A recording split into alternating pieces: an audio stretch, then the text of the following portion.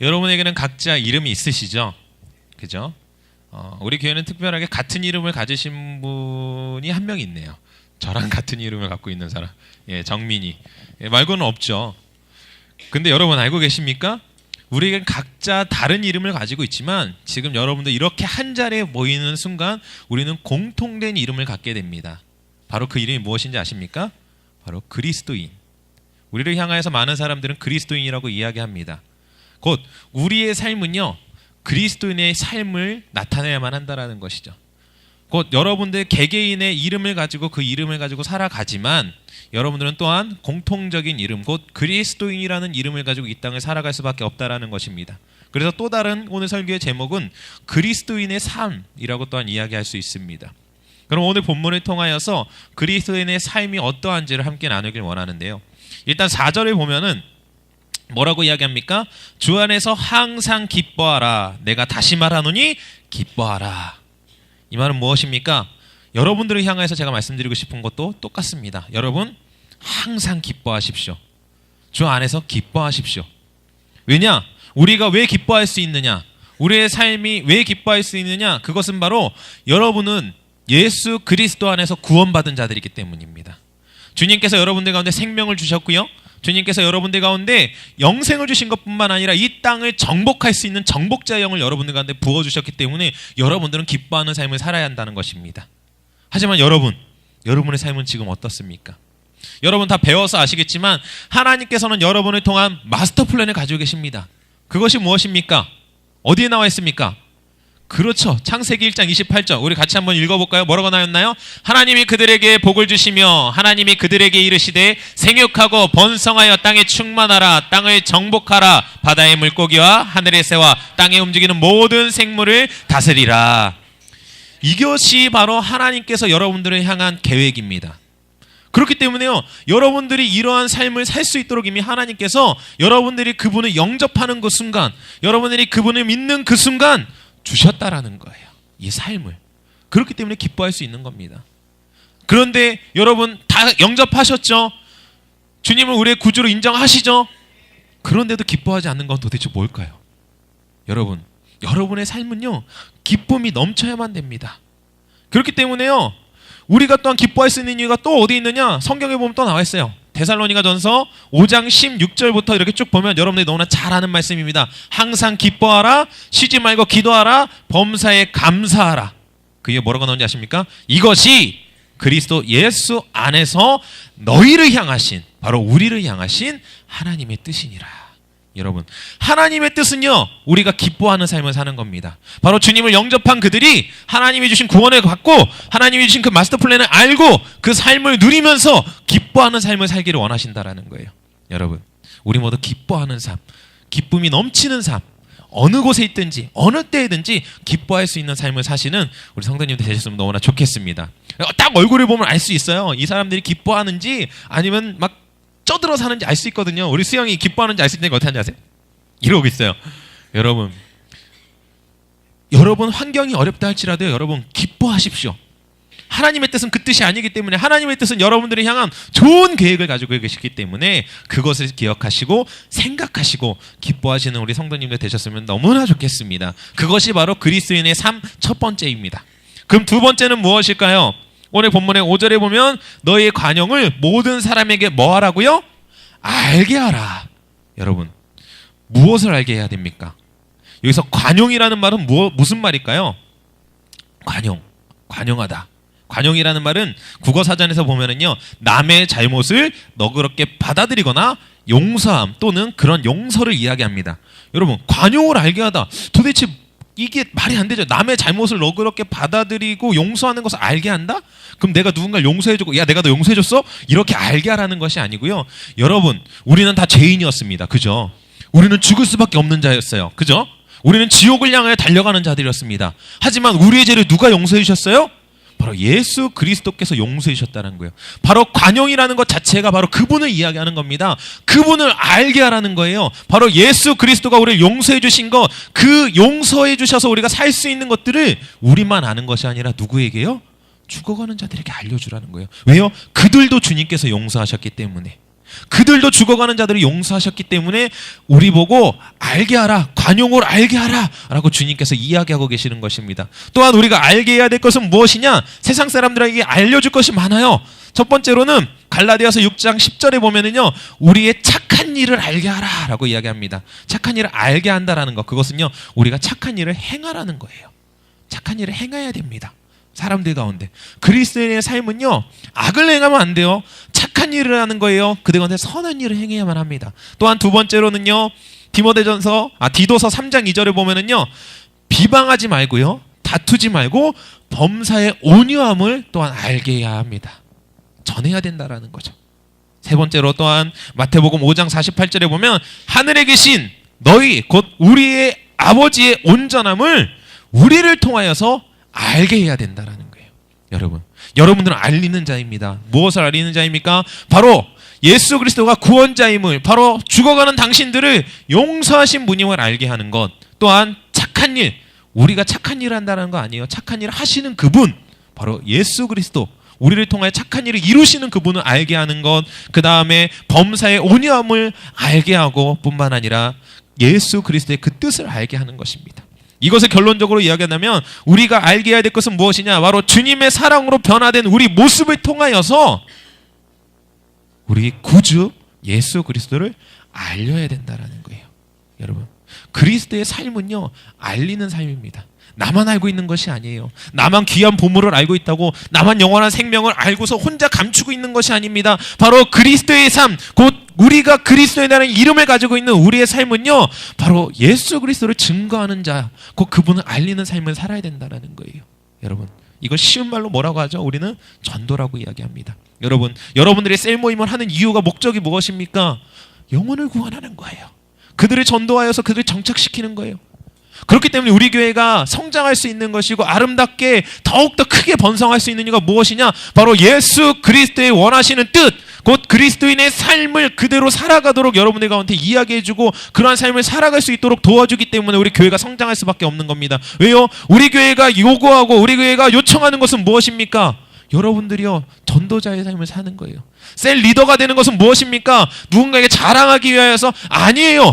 리더는요, 전도하는 자입니다. 영혼을 정착시키는 자이고 영혼을 구원하는 자입니다. 그것을 알리는 자예요.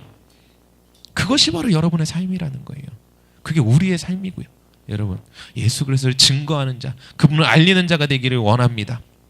그럼 세 번째는 무엇일까요? 세 번째는요, 바로 6절에 나옵니다. 아무것도 염려하지 말고 다만 모든 일에 기도와 간구로 너희 구할 것을 어떻게 하라고요? 감사함으로 하나님께 아뢰라. 여러분, 우리 믿는 자들은요, 하나님 앞에 감사함으로 아뢰일 줄 알아야 돼요. 근데 여러분, 생각해 보십시오. 감사하려면은요, 오늘 보면 6절에서 보면 아무것도 염려하지 말라는 거예요. 여러분, 우리 가운데 염려가 들어오는 순간 감사할 수 없습니다. 우리 가운데 고민거리가 들어오는 순간요, 하나님 앞에 감사할 수가 없어요. 그렇기 때문에 오늘 본문의 서두에 말하는 거예요. 아무것도 염려하지 말아라. 여러분들 혹시 마음 가운데 어떠한 염려거리들이 있습니까? 고민거리도 있습니까? 있을 수 있어요. 특별히 지금 시험 기간이라 고민이 많이 될 거예요. 어떻게 하지? 이제 한 열흘밖에 남지 않았는데 시험을 봐야 돼요. 근데 시험 못 보면 아빠가 교회 나가지 말래. 뭐 어떤 친구들은 뭐 이번에 시험을 잘 봐야 이번에 제주도 갈 수 있을 것 같아요. 교회 나올 수 있을 것 같아요. 여러분, 하나님께서는요, 여러분들 가운데 그런 염려를 심어주시는 분이 아니세요. 여러분들 가운데 염려를 심어주는 건 누굴까요? 사단이 주는 마음입니다.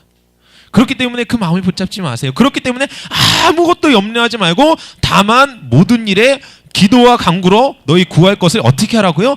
감사함으로 구하라는 거예요. 여러분, 주님께서 이미 여러분들 가운데 주셨다라는 겁니다.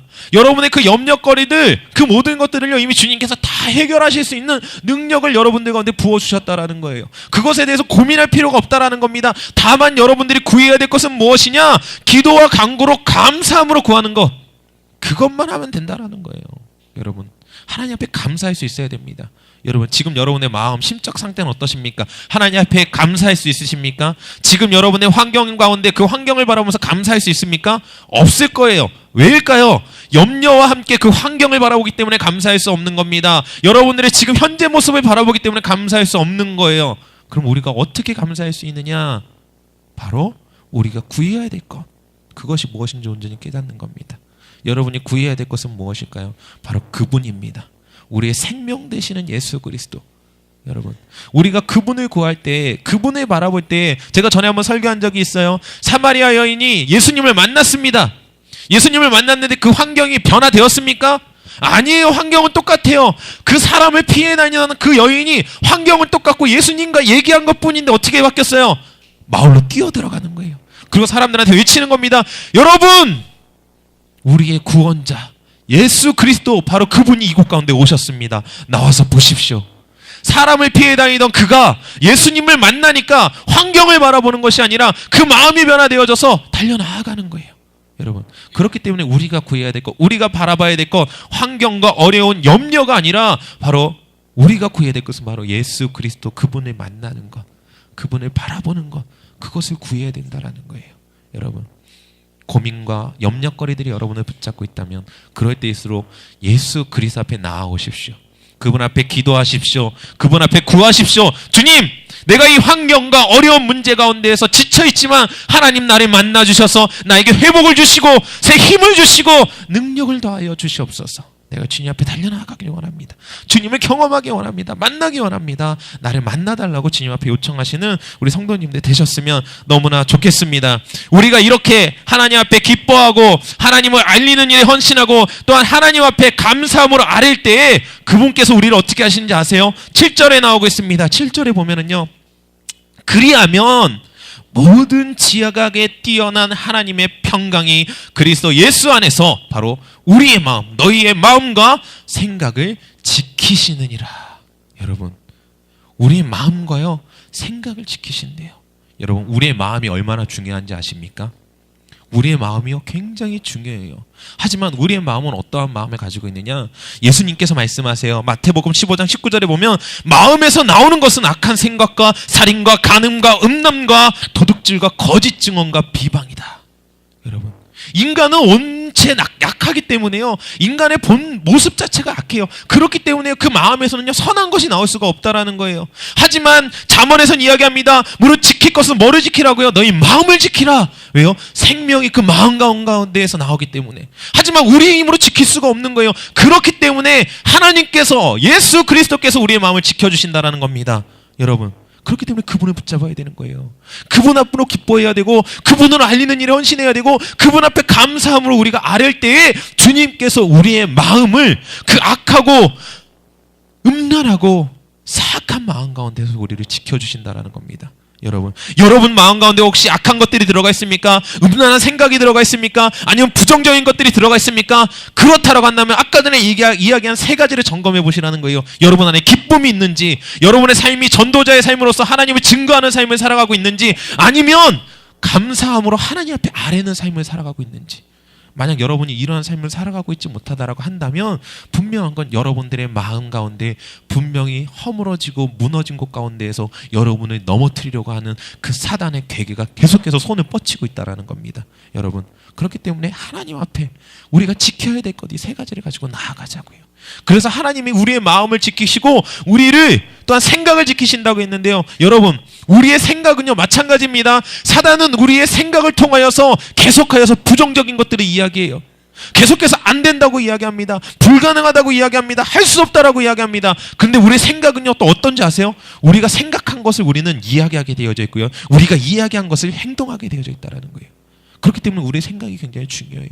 사단은 계속해서 이 생각을 가지고 장난칩니다. 여러분의 생각 가운데 계속해서 사단이 들어와요.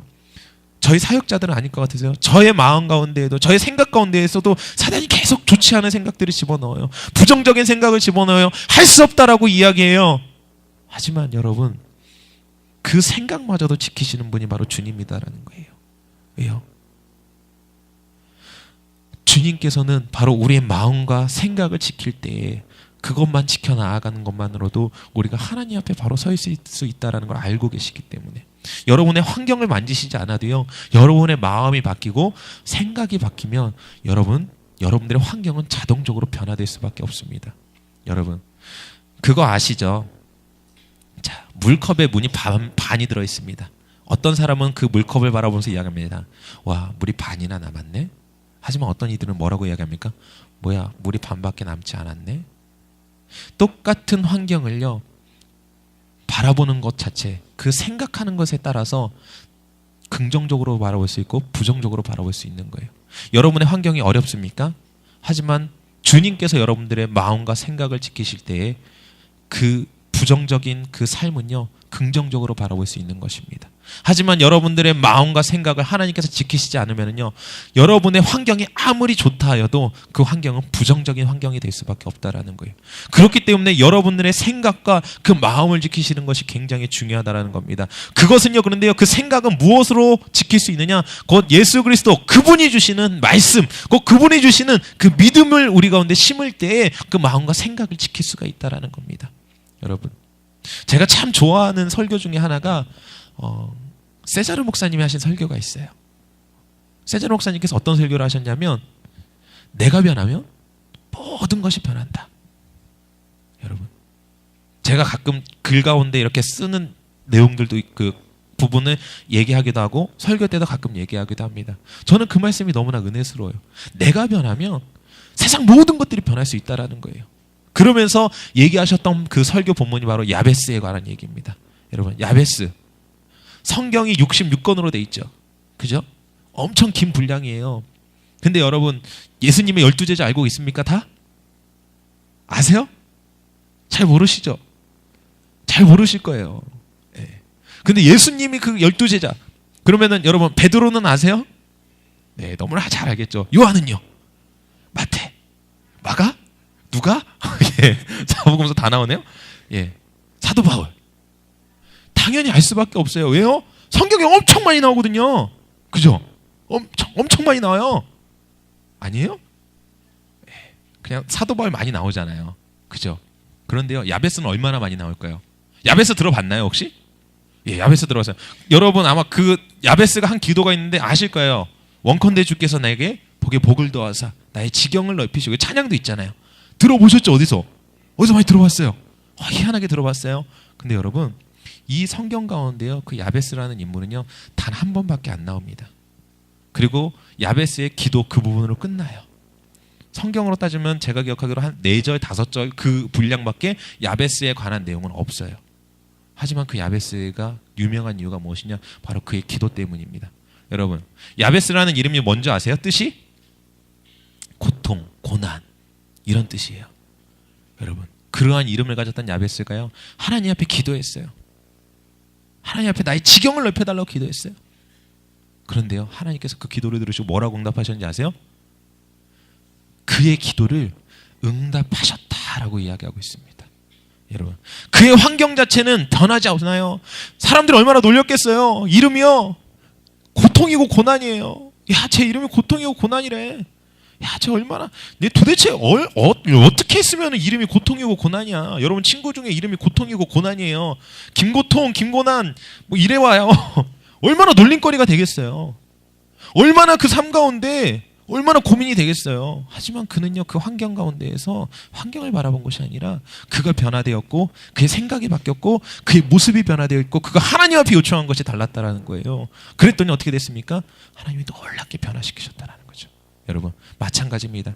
우리가 믿음을 붙잡고 내 환경 바라보지 않고 내 마음 가운데 하나님이 부어주시는 나의 마음과 생각을 붙잡아 주시는 그 하나님 앞에 온전히 나아갈 때 곧 그분으로 인하여 기뻐할 수 있고 그분을 알리고 또 마지막으로 그분 앞에 감사하면서 아뢰 수 있는 삶을 살아갈 때 우리 이 모든 것들이 변화되어지고 우리가 그것을 통하여 변화되어졌을 때 여러분의 환경뿐만 아니라 이 세상이 여러분 중심으로 변화되어질 줄로 믿습니다.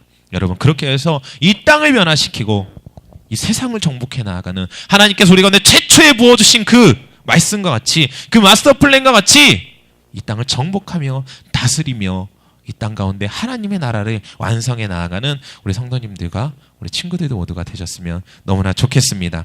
우리 그러기 위하여서는 이 모든 것들이 필요하고요. 또한 제가 오늘 찬양 아까 전에 서두에 말씀드렸죠. 예배자.